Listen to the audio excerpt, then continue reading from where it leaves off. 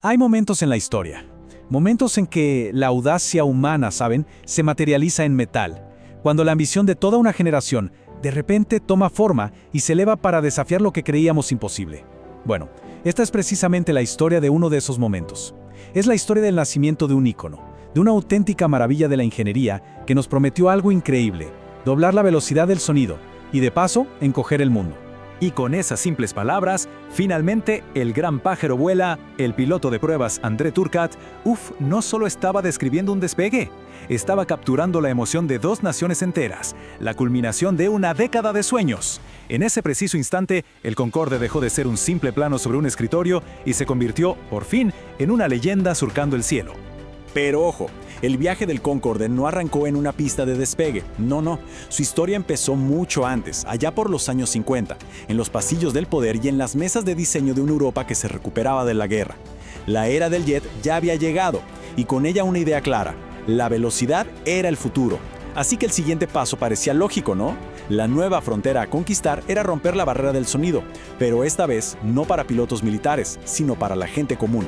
Y así llegamos a este momento clave, el punto de anclaje de toda esta historia. Un día como hoy, 2 de marzo, pero de 1969, sobre Toulouse, Francia, es el día en que ese sueño de metal, esa promesa de velocidad forjada entre dos naciones, por fin tocó el cielo para ser puesta a prueba. Bien, para entender de verdad al Concorde, primero tenemos que entender el mundo que lo vio nacer. Porque, miren, esto no fue solo un avance tecnológico. Fue toda una declaración geopolítica, un símbolo de orgullo, sí, pero también de cooperación, forjado en plena rivalidad de la Guerra Fría.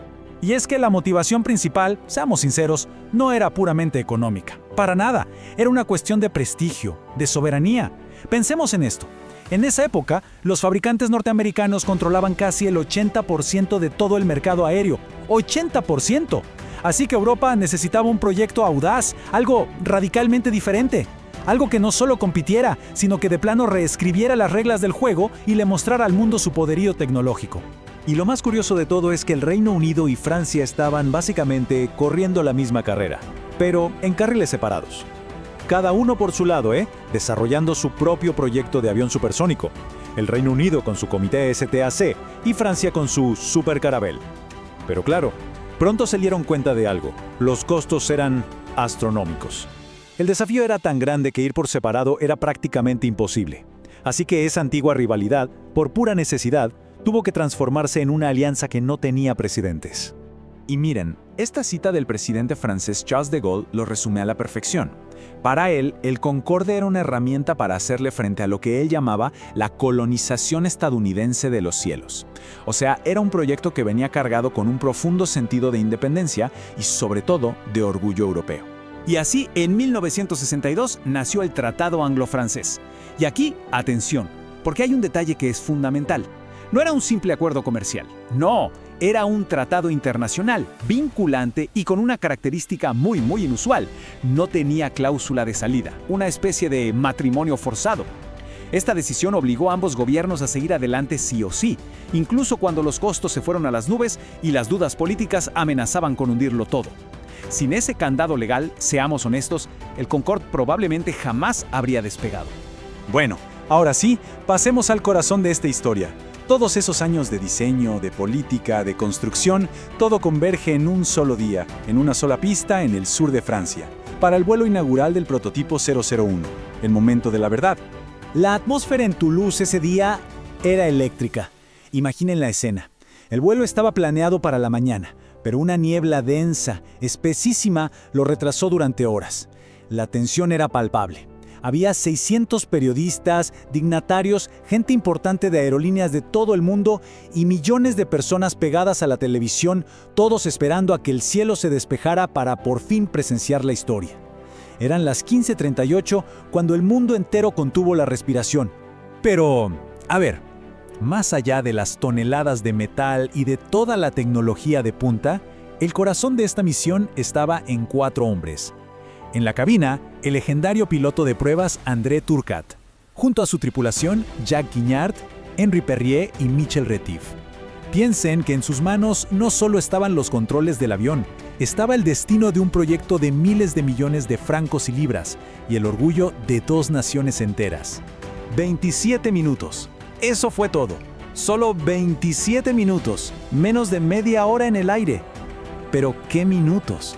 Fueron los que validaron una década entera de trabajo y los que sin duda cambiaron el futuro de la aviación para siempre.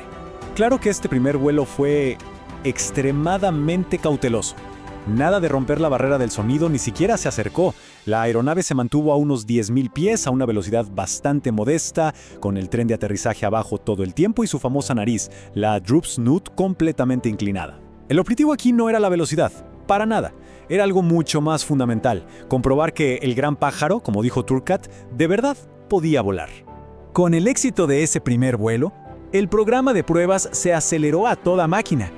Y así fue como el Concorde pasó de ser un prototipo experimental a convertirse en lo que todos recordamos, el máximo símbolo del viaje de lujo y, por supuesto, de la alta velocidad.